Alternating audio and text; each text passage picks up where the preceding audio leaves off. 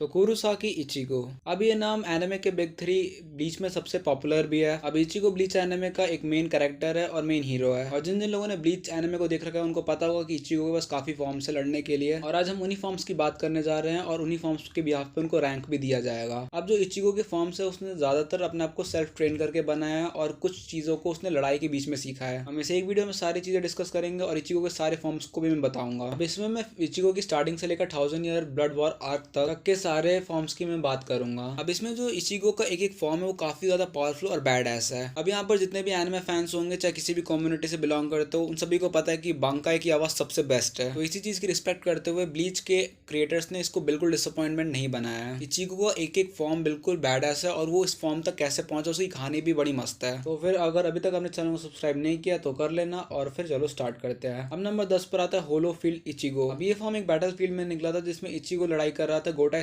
13 के 6th division captain कुचिगे के साथ। अब वो लड़ाई काफी ज्यादा इंटरेस्टिंग थी क्योंकि एक तरफ कैप्टन थे तो एक तरफ इचिगो था। दोनों में बहुत तगड़ी लड़ाई चल रही थी। अब मैंने यहाँ पर नाम लिया होलो फील्ड फॉर्म का, तो थोड़ा सा इसके बारे में बता देता हूँ। अब इस फॉर्म की वजह से जो इचिगो के अंदर का होलो था उसके पास पूरा कंट्रोल आ गया था इचिगो का। और इस फॉर्म में इचिगो की आंखें लाल हो गई थी और उसके ऊपर आधा मास्क आ गया था। अब इचिगो को बांकाई पहले से आता था बट जब इस फॉर्म में वो बांकाई परफॉर्म करता है तो जो उसकी स्ट्रेंथ एंड पावर है वो काफी ज्यादा बढ़ जाती है। और अगर हम यहाँ पे बात करें इचिगो के अपोनेंट कैप्टन ब्याकुए का तो उनके बांकाई ने भी काफी अच्छी टक्कर दी थी इचिगो को। लेकिन इचिगो के होलो की वजह से इचिगो की पावर काफी ज्यादा बढ़ गई थी। इवन उसके बांकाई में भी साफ साफ उसकी पावर दिख रही थी। अब नंबर 9 पर आता है फुल होलो इचिगो। अब ये होलो चाहता था कि वो इचिगो की बॉडी पर पूरी तरीके से कंट्रोल कर ले और उसने ऐसा किया भी। इचिगो ने कुछ टाइम विजार्ड्स का ट्रेनिंग की थी ताकि वो फुल होलो इचिगो पर कंट्रोल कर सके। और अगर इचिगो के पास फुल होलो बॉडी का कंट्रोल आ गया तो वो उसका जो बांका है वो काफी पावरफुल हो जाएगा। और इस प्रोसेस में काफी टाइम लगा और इसको सीखना भी इतनी आसान बात नहीं थी। और इचिगो को जिन विजार्ड्स ने ये सब सिखाया था वो खुद होलो से कहीं ना कहीं लिंक थे। अब जो ये इचिगो का व्हाइट होलो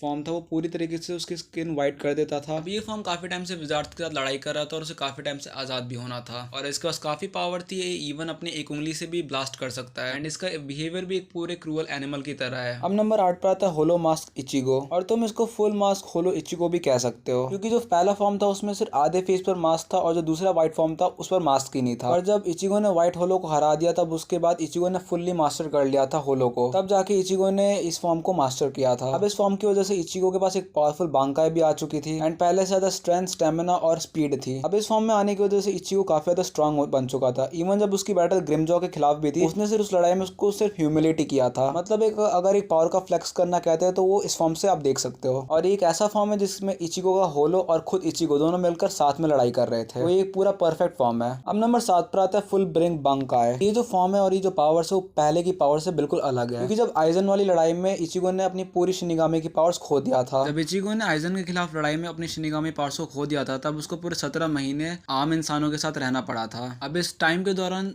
इचिगो सोल सोसाइटी से बिल्कुल कट चुका था और उसके पास अब बिल्कुल कोई पावर्स भी नहीं थी। बट फिर इचिगो को मिलते हैं स्पेशल ह्यूमन जिनको फुल ब्रिंग्स कहा जाता है। एंड कुछ टाइम मिलकर वो फुल ब्रिंगर्स इचिगो को कुछ न्यू पावर सिखाते हैं और उसके अंदर ये नई पावर डेवलप होती है। बट अनफॉर्चुनेटली इचिगो के पास ये पावर भी चोरी कर ली जाती है। पर इचिगो पुराना फ्रेंड ryuki आकर उसकी शिनिगामी पावर्स को वापस से रिस्टोर कर देता है। पर अभी तक हमें ये नहीं समझ में आ पाया कि जो फॉर्म है वो करता क्या है। देखा जाए तो इस फॉर्म में बांकाई जैसे या फिर होलो कास्ट जैसा कुछ भी नहीं है। और जब फुल ब्रिंगर्स फॉर्म में इचिगो था तब उसके पास कुछ शिनिगामी पावर्स भी नहीं थी। अब जब इचिगो के अंदर उसकी वापस से शिनिगामी पावर्स आ गई थी और जब वापस से अपना बांकाई एक्टिवेट कर पा रहा था तब उसने जो स्पेशल फुल ब्रिंगर्स की पावर सीखी थी उसको भी एक्टिवेट कर लिया। दोनों पावर्स को कंबाइन करके स्पेशल फॉर्म को बनाया था। और इचिगो का जो ये फॉर्म था वो इतना पावरफुल था कि उसने सबसे पावरफुल फुल ब्रिंगर को हरा दिया था। अब इस एक फॉर्म को इसलिए इतना स्पेशल माना जाता है क्योंकि इसके अंदर दो अलग अलग टाइप के पावर्स हैं। अब नंबर 6 पर आता है वैसेटो लॉर्ड इचिगो। अब ये जो फॉर्म है और ये जो पावर है वो सबसे ज्यादा माइंड ब्लोइंग है। अब जब ब्लीच में फेक कारुकुरा टाउन आर्क चल रहा था तब इचिगो को सामना करना था अल्क्यूरा का। अब अल्क्यूरा एक नंबर का डेडलीस्ट और सबसे स्ट्रॉन्गेस्ट विलन है पूरे ब्लीच वर्स में। और इन दोनों की लड़ाई इतनी ज्यादा डेडली हुई थी कि इचिगो काफी बार मुश्किल से बच पाया है। अब मैंने यहाँ पर अल्क्यूरा को मोस्ट डेडलीस्ट विलन बोला है तो आप समझ सकते हो कि इचिगो को कितनी परेशानी हो रही होगी उसको रोकने में। और हमें ऐसी चीज फाइट में देखने को भी मिली थी कि कितनी ब्रूटैलिटी से अल्क्यूरा मार रहा था इचिगो को। अब उसके बाद जब इचिगो ने अपने अंदर का ये वाला फॉर्म एक्टिवेट किया, अभी तक का सबसे पावरफुल होलो फॉर्म ये था इचिगो का। और इवन अभी तक की पूरी ब्लीच स्टोरी का सबसे पावरफुल होलो आप कह सकते हो क्योंकि अगर ये होलो फॉर्म में इचिगो नहीं जाता तो अल्क्यूरा से कभी नहीं बच पाता। क्योंकि इस फॉर्म के बाद ही इचिगो थोड़ा बहुत लड़ने लायक बचा था अल्क्यूरा के खिलाफ क्योंकि अल्क्यूरा ऑलरेडी ओवरपावर्ड विलन है पूरे ब्लीच सीरीज का। तो अब आप इसी बात से समझ सकते हो कि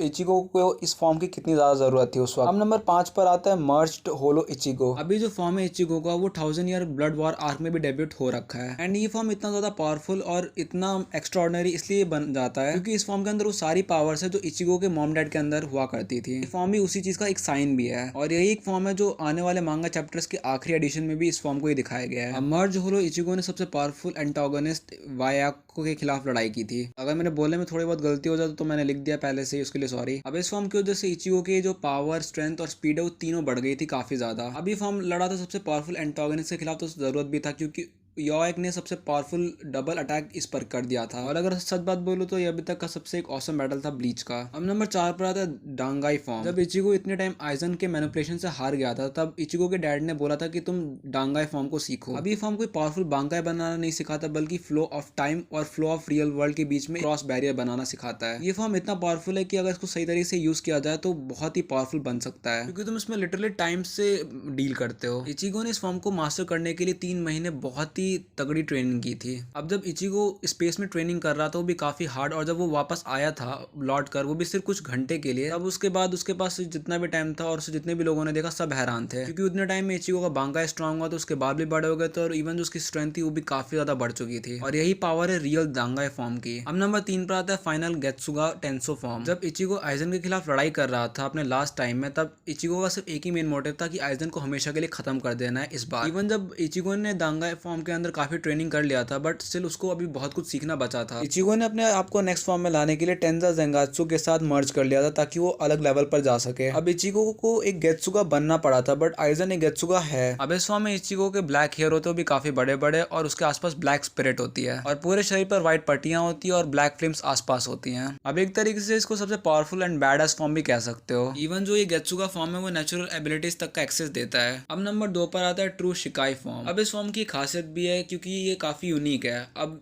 इचिगो बेसिकली एक स्वॉर्ड को हमेशा कैरी करता है बट जब इस फॉर्म में आता है तो उसके पास 2 स्वॉर्ड आ जाती है, तो यानी कि वो इजीली डबल बांका है और डबल स्ट्रेंथ के साथ किसी भी ओपोनेंट को काट सकता है। और जो दोनों ही ब्लेड है वो एक दूसरे से छोटी हैं और दोनों की जो पावर और हिट एबिलिटी वो भी अलग अलग है। अब इन 2 अनोखे ब्लेड्स की वजह से इचिगो के पास आ जाता है ट्रू शिकाई फॉर्म। अब ये फॉर्म एक और वजह से आया था क्योंकि योहैक के जो सबऑर्डिनेट ने जुग्राम ने इचिगो का जानपोक तो तोड़ दिया था। अब उस चीज के टूट जाने के बाद इचिगो को बनना तो था ही बट उसने फिर एक नया रास्ता चुना और उसी नए रास्ते के दौरान इचिगो को मिला ट्रू शिकाई फॉर्म और 2 ब्लेड्स। अब नंबर 1 पर आता है ट्रू बांकाई फॉर्म। आप लोग नाम से तो समझ ही चुके होंगे कि ये ट्रू एंड ओरिजिनल बांकाई फॉर्म है। जब इचिगो सबसे पावरफुल विलन योएक के खिलाफ लड़ाई कर रहा था तब वो लड़ाई इतनी मुश्किल थी इचिगो के लिए कि वो बिल्कुल खत्म ही हो चुका होता अगर उसने अपने दोनों ब्लेड को एक ब्लेड में नहीं बनाया होता। जब इचिगो ने अपने दोनों ब्लेड को कंबाइन कर लिया तो एक पूरा ब्लेड बन गया और उसे बोला गया ट्रू बांकाई फॉर्म क्योंकि उस एक ब्लेड में काफी ज्यादा पावर और न्यू एबिलिटीज थी। क्योंकि मैंने थोड़ी देर पहले समझाया था आप लोगों को कि ट्रू शिकाई फॉर्म के जो दोनों ब्लेड्स है वो एक दूसरे से अलग थे और यही फॉर्म और वो ब्लेड है जिसकी वजह से इचिगो ने सबसे पावरफुल विलन योएक को फाइनल एक स्ट्राइक दिया था। ये जो अभी तक का ट्रू बांकाई फॉर्म है वो अभी तक का सबसे पावरफुल फॉर्म मैं कंसीडर करता हूँ। आपके अकॉर्डिंग क्या है वो आप कमेंट में बता देना। तो बस गाइस आज के लिए इतना ही। अपना टाइम इस वीडियो को देने के लिए थैंक्स। अगर वीडियो में थोड़ा बहुत नाम इधर उधर हो गया होगा तो उसके लिए पहले ही सॉरी। आपके अकॉर्डिंग कौन कौन से फॉर्म किस रैंक पर होने चाहिए वो भी कमेंट में बता सकते हो और अगली वीडियो किस एनिमे पर लेकर आओ वो भी बता देना। तो फिर मिलते हैं बहुत ही जल्द। Take care and good bye.